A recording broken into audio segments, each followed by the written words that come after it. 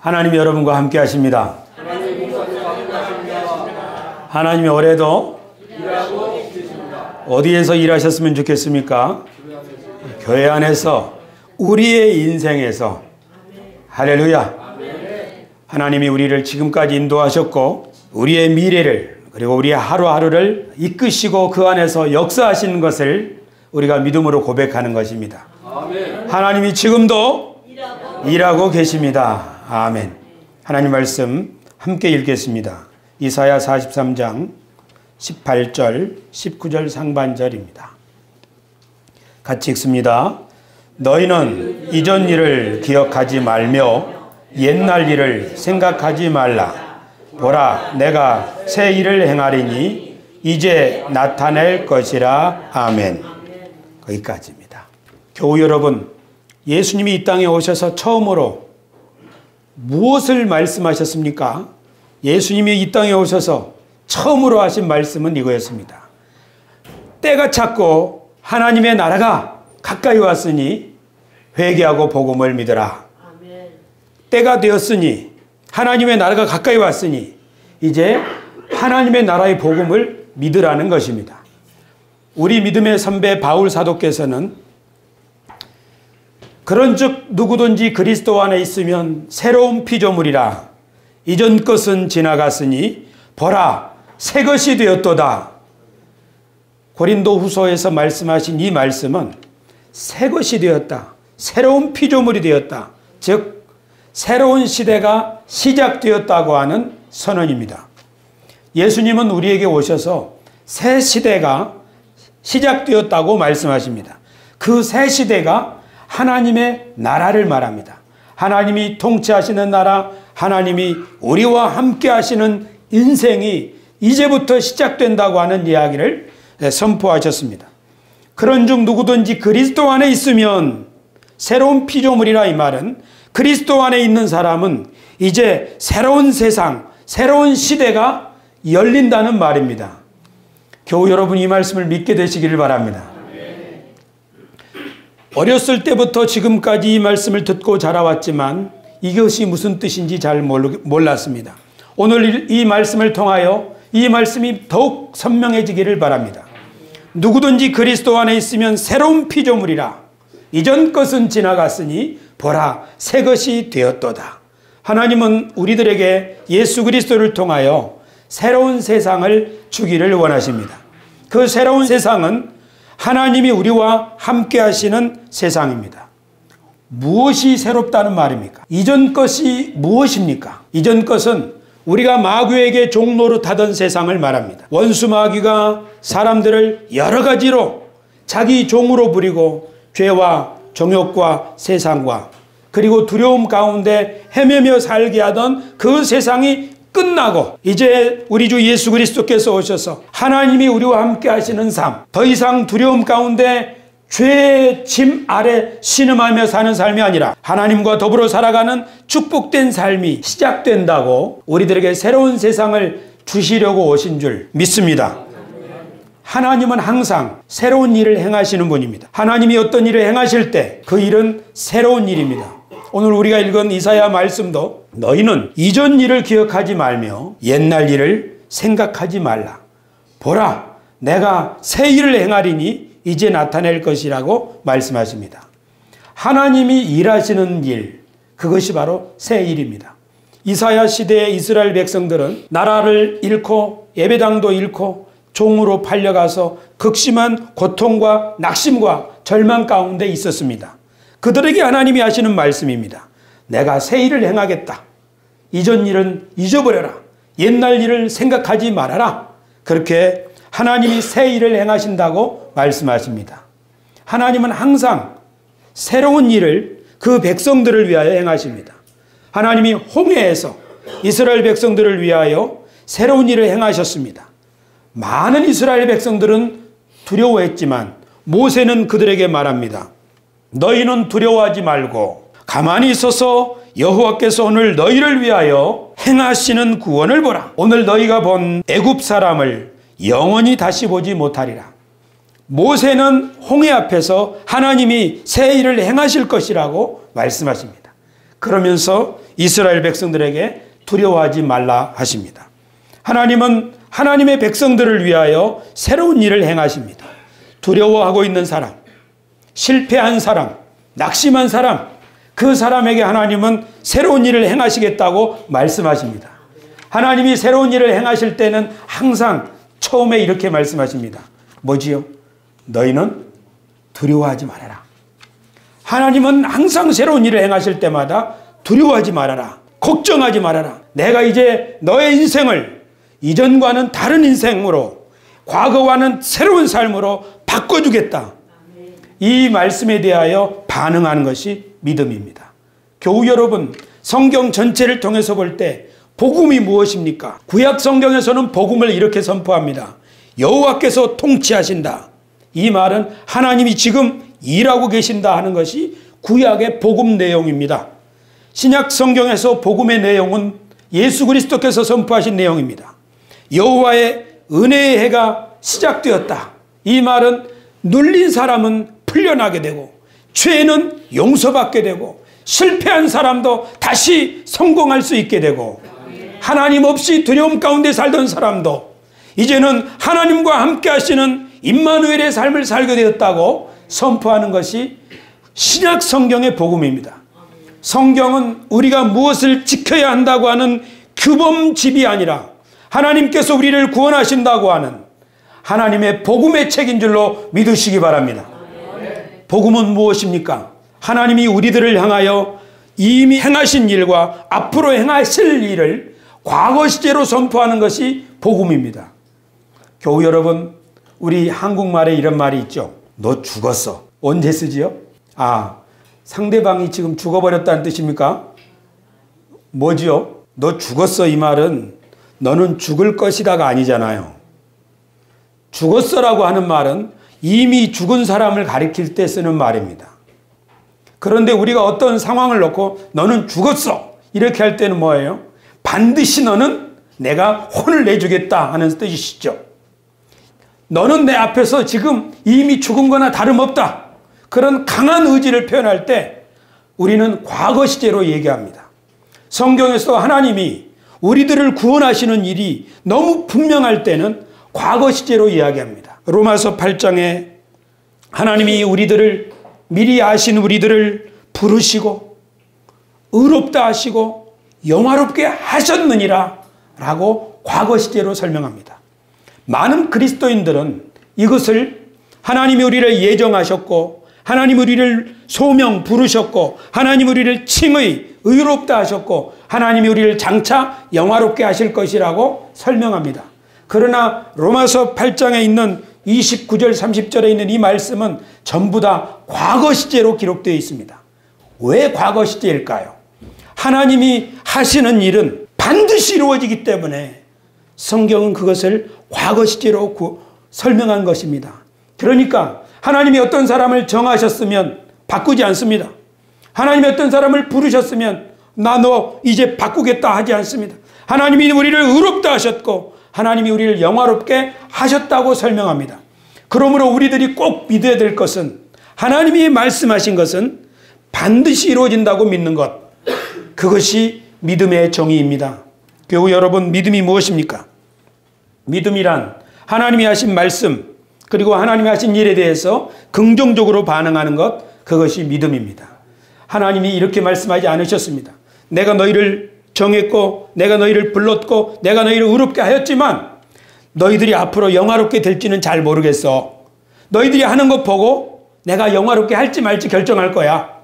그렇게 설명하지 아니하시고 이미 영화롭게 하셨느니라 라고 설명하면서 우리가 예수 그리스도의 형상으로 변화될 것을, 아니 하나님이 그렇게 만들어 가실 것을 하나님의 성경을 통해서 말씀하고 있다는 사실을 믿으시기 바랍니다.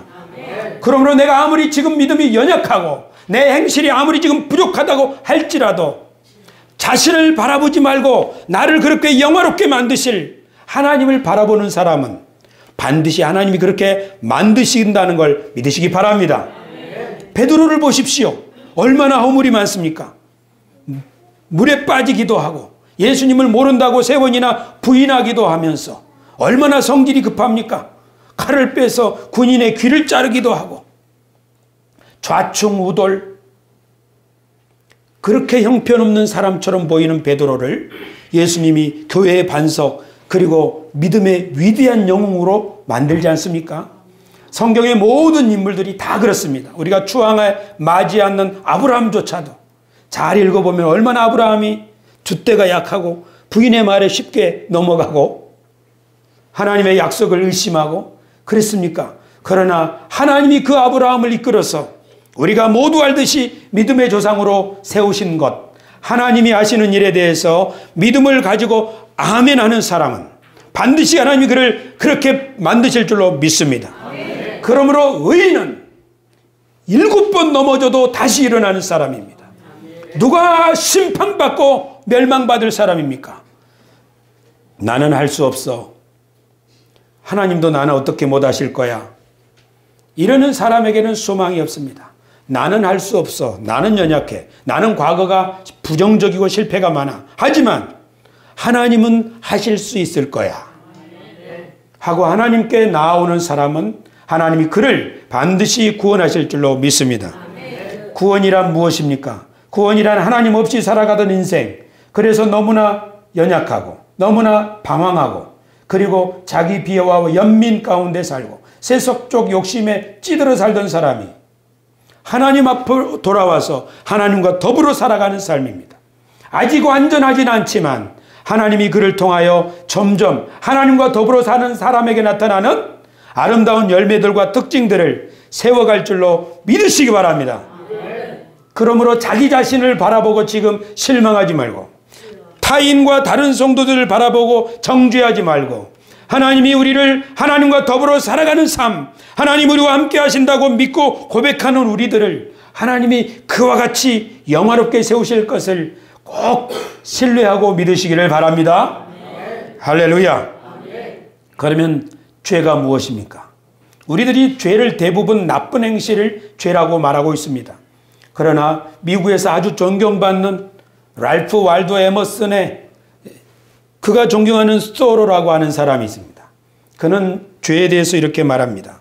두려운 만큼 두려워해야 할 것은 없다. 하나님이 미워하시는 죄악은 두려움이다.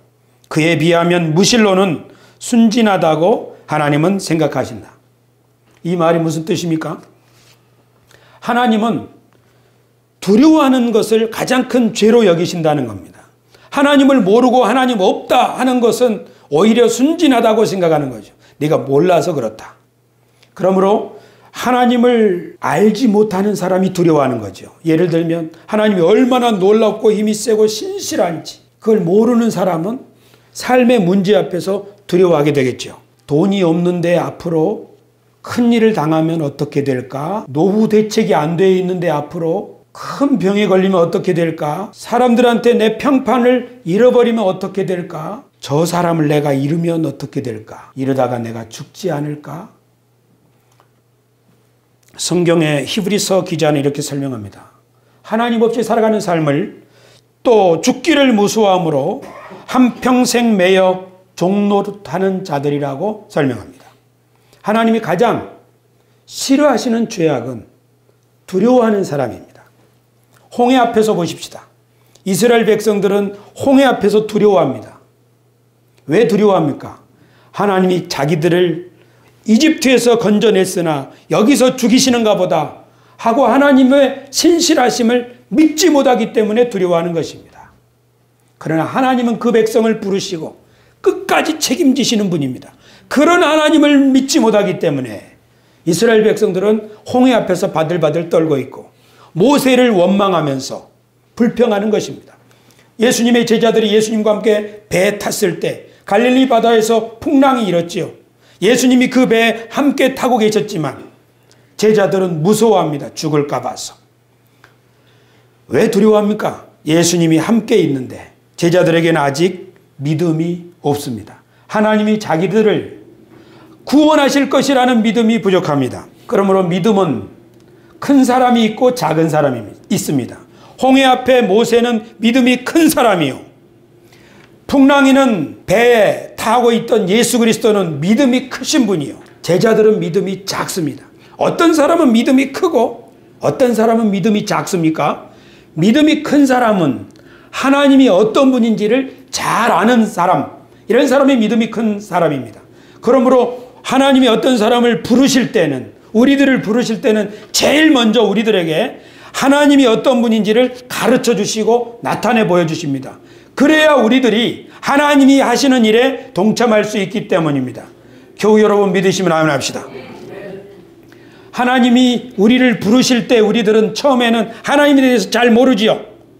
심지어 우리는 하나님을 사람처럼 생각합니다. 하나님이 사람처럼 변덕스러울 수도 있다고 생각하고, 하나님이 사람처럼 인색하실 수도 있다고 생각하고, 하나님이 사람처럼 두고 보자, 내가 너를 꼭 보복할 것이야, 이런 마음이 옹졸한 분으로 우리는 하나님을 생각합니다. 그러나 주님을 알아가고 말씀을 통해서 점점 신앙생활을 통해서 하나님이 어떤 분인지 알아가면 알아갈수록 우리들의 신앙은 든든해지고, 하나님은 이런 분이구나, 하나님 우리와 함께 하시고 그 뜻을 바꾸지 아니하시고 우리를 절대로 포기하지 않으시는 분이구나 하면서 믿음이 점점 자라난 거지요. 그러므로 먼저 하나님을 만난 사람들이 믿음이 연약한 사람들을 가르쳐주고 지도해 줍니다. 예수님은 제자들과 3년 동안 함께 하시면서 그 연약한 제자들을 가르치셨습니다. 그리고 그 연약한 제자들은 믿음의 장성한 분량에 이르러서 또 다른 사람들을 지도했지요. 그렇게 보면 신앙은 돌봄과 양육을 통해서 자라난다는 것을 알 수 있습니다. 사람이 믿음이 성장하는 데는 두 가지가 필요합니다. 하나는 뭐지요? 시간이 필요합니다. 믿음이 자라는 데는 시간이 필요합니다. 또 하나는 뭘까요? 진리입니다. 하나님의 말씀입니다. 믿음이 자라는 데는 시간이 필요합니다. 금방 자라지 않습니다. 아니 하다못해 상추도 시간이 있어야 자라잖아요. 우리 믿음도 시간이 필요합니다. 그러나 시간이 지난다고 해서 믿음이 다 좋은 것이 아닙니다. 하나님의 말씀이 그 속에 차곡차곡 쌓여야, 즉 하나님이 어떤 분이신가에 대한 가르침을 우리는 진리라고 할 수 있습니다. 그러므로 하나님을 한 걸음 한 걸음 성경 말씀을 통해서 또 믿음의 선배를 통해서 배워갈 때 우리는 믿음이 점점점 자라나게 됩니다. 그러므로 교회에서 우리가 할 일은 뭐냐면, 교회에는 아비가 있고 청년이 있고 어린아이들이 있다고 요한일서에서 말씀하고 있습니다. 신앙이 성숙한 사람은 아비라고 할 수 있습니다. 어른이지요. 많은 연단과 실패, 그리고 하나님께 순종하는 경험, 하나님께 불순종해봤던 경험, 세상에 빠져봤던 경험, 이런 모든 경험을 하면서 믿음이란 게 이런 거구나, 하나님 우리와 함께 하신다는 게 이런 뜻이구나 하고 모든 경험을 통해서 하나님을 알아가는 일에 성숙한 사람은 아버지들입니다. 그 다음에 주님에 대해서 확실히 좀 알려고 열심을 품는 사람 청년들입니다. 용기가 있어요. 주여 가겠습니다. 지금 청년들이 청년이 아니요. 여기서 말하는 청년이라고 하는 것은 나이를 말하는 것이 아니라 믿음의 용기가 있는 사람을 말하는 겁니다. 나이와 상관없습니다. 그리고 믿음이 어린아이도 있습니다. 믿음이 어린아이는 아직 이제 막 주님께 부르심을 받아서 시간이 좀 있어야 합니다. 그리고 하나님에 대해서 점점 알아가야 합니다. 하나님이 새 일을 행하시지만 사람들은 두려워할 수 있습니다. 자, 그렇다면 두려워하는 것은 믿음이 큰 겁니까? 작은 겁니까? 원망과 불평하는 것은 믿음이 큰 겁니까? 작은 겁니까? 믿음이 작다는 것은 어른이라는 뜻입니까? 아직 아이라는 뜻입니까? 그러면 아이에게, 믿음이 작은 아이에게 너는 왜 이렇게 믿음이 작냐 이렇게 책망을 해야 됩니까? 아니면 믿음이 작은 아이는 잘 돌봐줘야 됩니까? 잘 돌보아줘야 되죠. 그러므로 두려워하거나 원망하거나 의심하거나 이런 사람은 교회에서 비난의 대상이 될 수 없습니다. 그들은 돌봐줘야 됩니다. 할렐루야. 그래서 교회는 믿음이 성숙한 사람들이 필요합니다. 우리 집에 아이가 있는데 그 아이가 어리다고 너는 왜 어른이 아니냐 이렇게 책망하면 어리석은 일이죠. 그 아이는 우쭈쭈 해주고 먹을 것을 주고 보호해 준다 하면 시간이 지나면 아이가 청년이 되고 나중에 어른이 될 줄로 믿습니다. 할렐루야. 우리 자신도 마찬가지예요. 우리 자신도 과거에는 어린 시절이 있었잖아요. 순 권사님이 옛날 청소년 시절 이야기를 들려주셨습니다. 명절이 됐는데 엄마가 이 옷을 사주면 그 옷 입고 친구들한테 어쩌랑하고 막 이렇게 함께 놀 텐데 엄마가 명절이 됐는데 옷을 안 사주시는 거예요. 그래서 삐져가지고 일도 안 할 거야. 10대 때 그러셨대요. 근데 엄마가 오셔서 얘야, 나는 정말로 너에게 옷 사주고 싶다. 하지만 이렇고 이러니 정말 어쩔 수 없구나 하고 쫙 설명을 해주니까 마음속에 있던 그 나쁜 마음이 싹 가시더라는 겁니다. 우리 어린 학생들을 양육하고 있는 부모들은 이걸 좀 잘 기억해 주시기를 바랍니다. 윽박질르지 말고 아이에게 설명을 조근조근히 하라는 것. 그렇죠. 우리도 10대 때가 있었어요. 우리도 미성숙할 때가 있었습니다.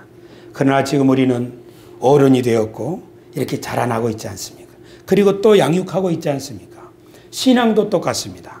신앙도 시간이 필요하고 하나님의 말씀을 잘 배운다면 우리들도 믿음에 있어서 아브라함처럼 모세처럼 다윗처럼 그 사람이 다른 사람이 아닙니다. 엘리야는 우리들하고 똑같은 사람입니다. 우리들도 그렇게 될 수 있다는 것을 성경은 말씀하고 있습니다. 할렐루야!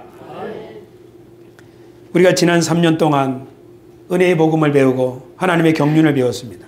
하지만 어떤 사람의 믿음이 시간이 지났는데도 불구하고 자라지 않는다면 주님은 그럴 때는 책망하십니다. 주님이 사람을 책망하시는 것은 죄 지었다고 책망한 적은 거의 없습니다.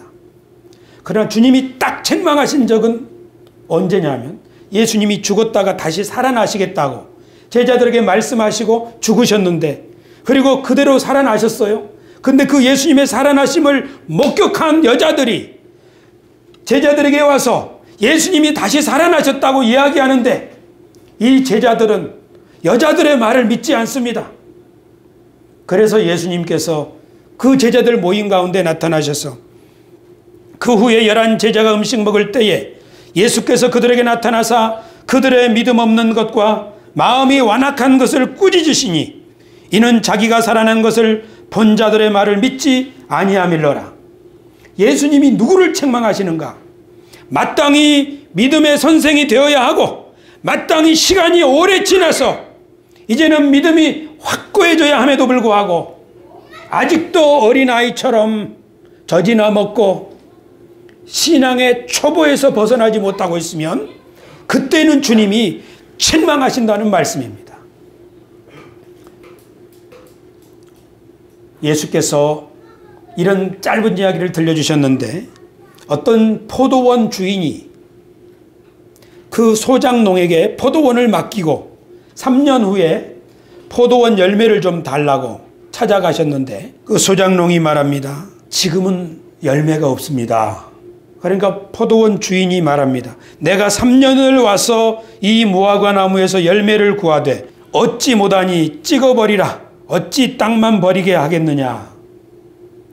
그러니까 소장농이 말합니다. 주인이여 금년에도 그대로 두소서. 내가 두릅하고 거름을 줄이니 이후에 만일 열매가 열면 좋으려니와 그렇지 않으면 찍어버리소서. 이 말씀을 읽으면서 우리들이 지난 3년을 생각해 보았습니다. 우리들이 지난 3년 동안 하나님이 우리와 함께 하신다. 하나님이 지금 일하고 계신다. 이제 하나님께서 우리들에게 열매를 요구하신다면 우리가 어떻게 해야 될까? 주여, 조금만 더 기다려 주십시오. 저희 교우들도 그리고 저도요. 금년 한 해, 2018년 한 해 우리가 정말로 주님의 말씀을 믿고 가겠습니다. 하나님 우리와 함께 하신다는 것, 그리고 우리를 통해서 새로운 시대를 열어가신다는 것, 그것을 믿고 가겠습니다. 금년만 더 참아주시면 좋겠습니다. 우리가 이런 마음을 가지고 올 한 해를 시작하기를 원합니다. 우리는 더 이상 의심하지 말고 하나님의 말씀에 대해서 마음을 완악하게 하지 말고 하나님의 말씀에 대해서 믿음으로 한번 나아가 봅시다. 하나님이 우리들에게 새로운 미래를 주신다 하면 정말입니까? 하나님이 우리들에게 새 일을 행하실 것이라고 하면 정말입니까? 그럼 내가 믿나이다 하고 살아보자고요. 우리가 더 이상 과거에 매여 있지 말고 하나님이 우리를 통하여 우리 미래의 새로운 날을 주실 것을 한번 바라보고 나아갑시다. 그럴 용의가 있는 분은 아멘 합시다. 우리 교회는 올해 37주년이 되는 교회입니다.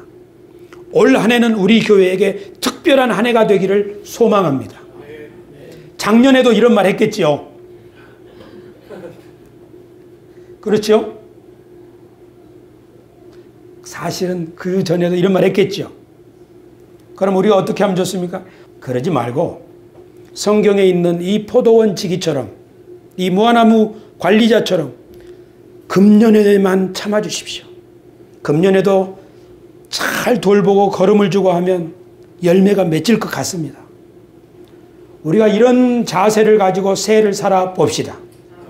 우리는 하나님의 말씀을 수도 없이 들었습니다. 나를 통해서 일하신다는 말씀, 우리에게 새로운 날을 주신다는 말씀. 그렇지만 우리는 또 수도 없이 우리는 하나님의 말씀을 의심하고 과거로 돌아갔습니다. 그렇지요? 그러나 다시 한번 이 신년 첫 주에 하나님 앞에 믿음을 다시 새롭게 합시다. 하나님, 이 금년에 하나님이 우리들에게 주시는 새로운 세상, 아니 내 인생에 새로운 일을 하실 것을 나는 믿나이다. 나를 인도해 주옵소서. 여러분, 이것이 믿음입니다. 믿음은 성경 지식에 달려있는 것이 아니고 믿음은 오늘 하나님이 나에게 하시는 말씀에 대해서 긍정적으로 반응하는 것입니다. 그러므로 예수 그리스도께서 오셔서 그 이방인 여인, 가나안 여인, 두로와 시돈 땅에 있는 그 여인을 향하여 내 믿음이 크도다고 하셨습니다.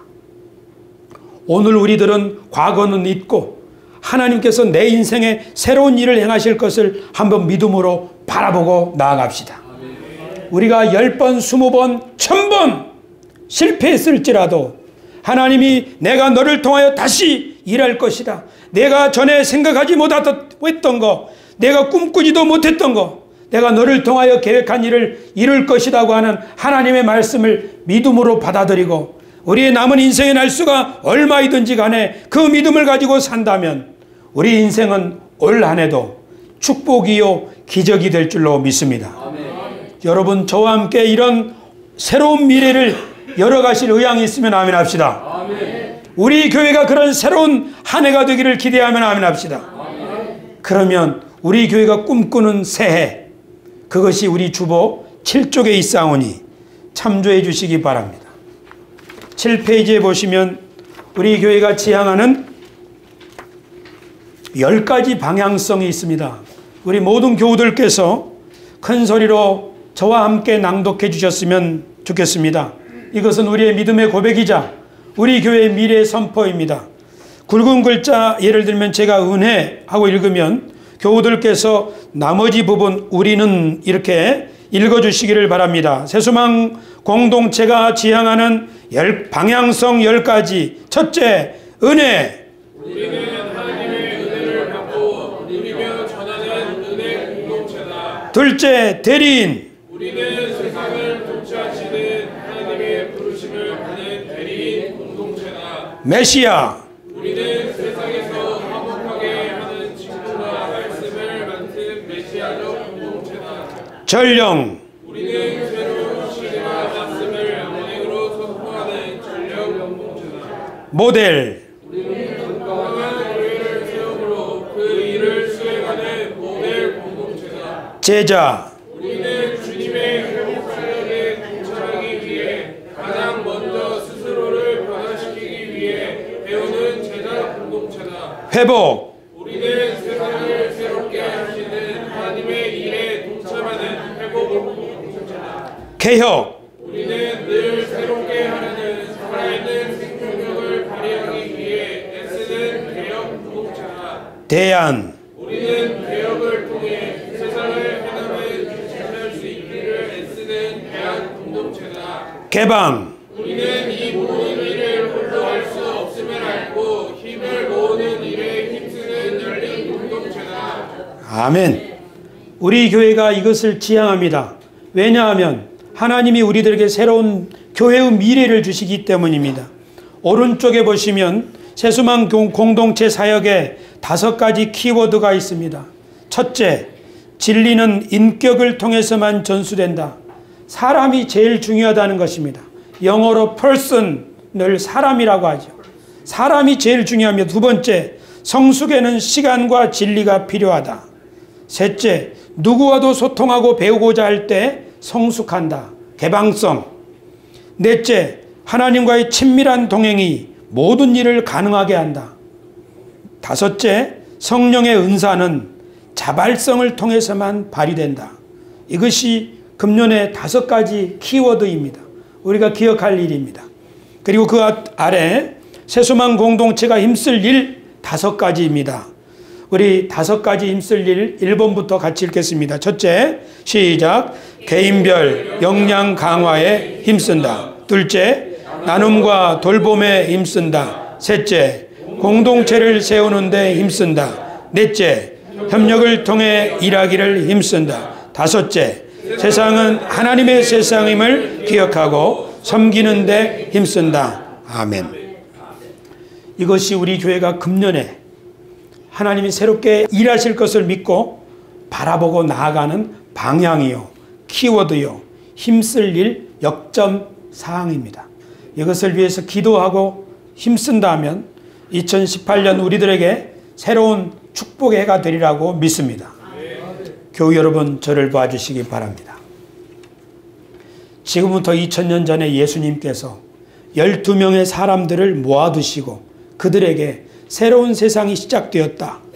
내가 그것을 보여주고 가르쳤다. 이제 그 새로운 세상을 너희가 만들어가라고 임무를 주셨습니다. 그렇게 임무를 주시면서 예수님께서 떡을 드시고 떡을 들고 내가 이 임무에 동참하겠느냐 하는 사람에게 떡을 나눠주셨습니다. 포도주 잔을 드시면서 이것은 내 피인데 나와 함께 새로운 시대의 언약을 맺어가겠느냐. 내가 그동안 하다가 이제 나는 아버지께로 갈 것이다. 내가 이 일에 동참하겠느냐. 내가 하던 일을 내가 하겠느냐 하고 12제자에게 예수님께서는 성찬 예식을 제정하시면서 주님이 시작하신 하나님 나라의 새로운 역사의 일을 그들에게 위임하셨습니다. 오늘 우리가 하는 이 성찬식은 예수님, 주님이 하시던 일 제가 이어가겠습니다. 하나님이 예수님과 항상 함께 하셔서 예수님을 통하여 일하신 것처럼 이제 예수님이 우리들에게 맡겨주신 일, 나를 새롭게 하고 우리 가정을 새롭게 하고 그리고 이 세상에 조금씩 빛을 밝히는 일, 그 일을 제가 하겠습니다. 주님이 저를 통해서 일하실 것을 믿습니다. 그런 고백을 하는 사람들이 예수님의 살을 먹고 예수님의 피를 마시는 것, 그것이 성찬식입니다. 여러분, 이 성찬식에 참여하는 분들은 내가 예수다, 내가 그리스도다, 내가 새로운 대리인이다, 예수님이 나에게 이 일을 맡기셨다, 나를 통해서 일하실 것이다, 이 믿음을 고백하는 사람들입니다. 오늘 성찬식 때는 이런 믿음으로 한번 임해 봅시다. 하나님이 우리를 통하여 일하시기 위하여 우리 안에 계심을 이 성찬 예식을 통하여 우리에게 기억하라고 하셨습니다. 다 같이 기도하고 성찬 예식에 참여하겠습니다. 하나님 아버지, 예수 그리스도를 통하여 우리들에게 새로운 시대를 허락하여 주시고 옛적 일을 기억하지 말고 이전 일을 생각하지 말라 하시면서 내가 새 일을 행하시겠다고 선포하신 주님, 그 새로운 일이 2018년을 맞이하는 우리들에게 우리들의 인생과 가정과 교회와 삶의 현장에서 새로운 일이 일어나게 될 줄을 믿고 기대합니다. 그리고 하나님이 하시는 그 새로운 일에 우리들도 동참하려고 예수님의 살을 그리고 예수님의 피를 우리들이 받습니다. 이 성찬 예식에 참여하는 우리 각 사람 심령에 주님이 들어오셔서 주님이 하시던 일을 우리도 하게 하여 주시옵고 주님이 하시던 일보다 더 큰 일도 하리라고 말씀하신 대로 우리 인생에 이런 일들이 일어나게 하여 주시옵소서. 이 성찬 예식에 참여하는 우리 모두는 옛사람이 아니라 새로운 피조물로 새로운 메시아적 소임을 받은 하나님의 대리인의 사명을 감당하는 사람으로 거듭나게 하여 주시옵소서. 예수님의 이름으로 기도드리옵나이다. 아멘.